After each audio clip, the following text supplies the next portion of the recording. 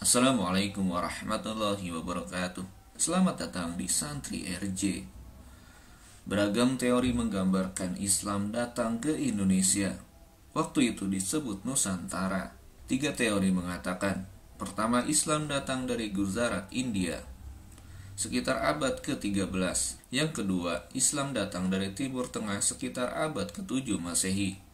Yang ketiga, Islam datang dari pedagang Tiongkok, Cina, sekitar abad ke-14 Masehi. Semua teori disertai dengan berbagai bukti yang kuat, seperti terdapatnya situs makam-makam tua dan arsitektur bangunan yang menunjukkan budaya di mana negara itu berasal.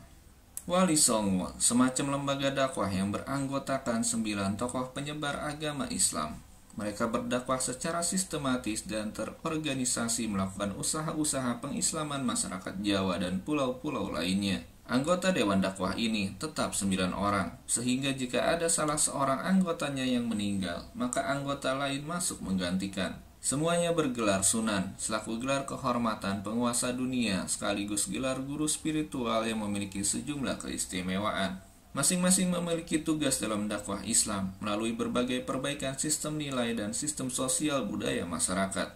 Kesembilan anggota Wali Songo yang termasyhur adalah Sunan Gresik, Sunan Ampel, Sunan Bonang, Sunan Derajat, Sunan Kudus, Sunan Giri, Sunan Kalijaga, Sunan Muria.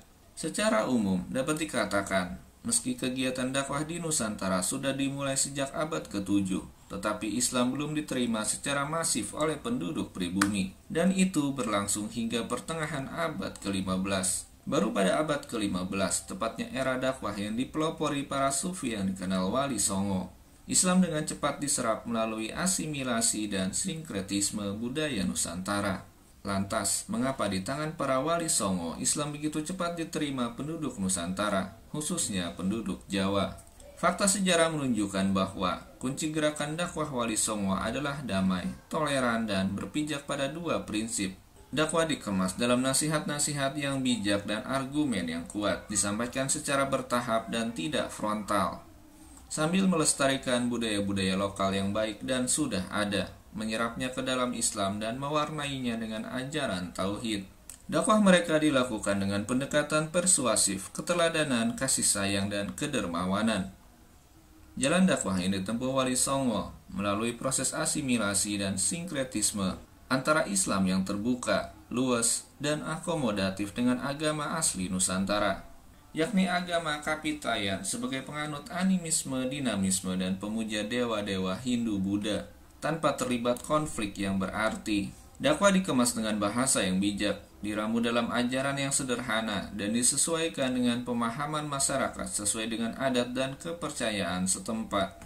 Demikian halnya strategi dakwah yang ditempuh oleh para Wali Songo di Pulau Jawa pada abad ke-15 dan 16, tepatnya di pantai utara Pulau Jawa, yaitu Surabaya, Gresik, Lamongan, Tuban di Jawa Timur, Demak, Kudus, Muria di Jawa Tengah, dan Cirebon di Jawa Barat. Seiring dengan merosot dan berakhirnya dominasi Hindu-Buddha dalam budaya Nusantara dan gencarnya aktivitas dakwah Wali Songo, maka Islam jadi lebih mudah tersebar ke seantero Jawa, bahkan keluar Jawa. Di bidang pendidikan, asimilasi dilakukan para Wali Songo dalam pengembangan pesantren, kesulukan, peguron yang terbuka bagi seluruh masyarakat. Ini merupakan pengambil alihan dari bentuk pendidikan sistem biara, asrama, dan dukuh yang dipakai para pendeta dan biksu untuk menuntut ilmu pengetahuan sebagai guru bakti yang berisi tata tertib, sikap hormat, dan sujud bakti yang wajib dilakukan oleh para siswa kepada guru ruhani. Ada pula yang menyebut sistem itu sebagai pengambil alihan dari lembaga pendidikan Siwa Buddha yang sudah diadaptasi dengan ajaran Islam. Konsep dukuh para Wali Songo kemudian disebut pesantren atau tempat belajar santri. Istilah santri itu sendiri diambil dari istilah sastri yang belajar kitab suci atau sastra. Konsep guru bakti sendiri oleh Wali Songo diisi dengan tata krama dan etika pelajar dari kitab Ta'lim Muta'alim, karangan Syekh Azhar Nuzi. Media seni juga menjadi sarana dakwah yang cukup efektif bagi Wali Songo, melalui nyanyian religi, sholawatan, puji-pujian, dan tembang rakyat seperti Kinanti, Pucung, dan Mas Kumambang. Mereka memasukkan ajaran-ajaran Islam. Begitu pula pertunjukan wayang yang kala itu digemari masyarakat, dijadikan sebagai sarana pemenarik. Namun cerita wayang yang semula bernuansa Hindu-Buddha diganti para wali songo dengan kisah para nabi dan rasul, tauhid, akhlak, tasawuf, dan ajaran Islam lainnya. Tokoh dan kejadian dalam wayang hanya sebagai simbol yang diberi tafsiran filosofis sesuai dengan tafsiran ajaran Islam.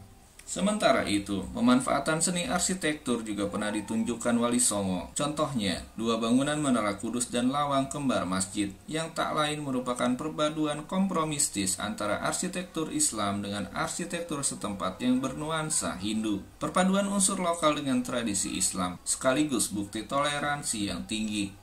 Tampak dalam cerita legendaris Sunan Kudus yang melarang warganya memotong hewan sapi yang tak lain merupakan hewan yang dihormati para penganut Hindu.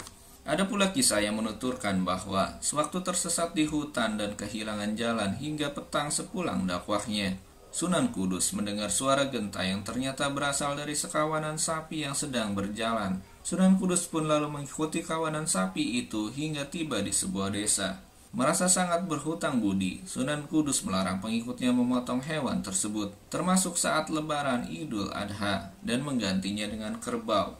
Itu pula yang menyebabkan di daerah Kudus hingga sekarang sulit ditemukan makanan olahan daging sapi, karena warga tidak berani melanggar larangan Sunan Kudus. Selain itu, tradisi-tradisi keagamaan yang sudah berkembang di masyarakat tidak ditentang secara frontal oleh para tokoh Wali Songo. Sebagaimana usulan Sunan Kalijaga, adat dan tradisi Jawa tidak langsung dilarang dan dihentikan, sebab menurutnya akan menyebabkan masyarakat lari dari para ulama. Adat istiadat itu justru diberi warna atau unsur Islam, tradisi bancakan atau sesaji yang dipersembahkan di tempat angker misalnya, diganti dengan kenduri atau tahlilan, yang berisi kiriman doa kepada leluhur dengan menggunakan doa-doa keislaman. Demikian pula tradisi-tradisi lain seperti mitoni atau 7 bulanan usia kehamilan diubah para wali songo dengan cara syukuran, selamatan, dan sedekah makanan kepada fakir miskin. Dan masih banyak lagi tradisi yang masih dipertahankan tetapi diberi warna Islam. Wallahu a'lam.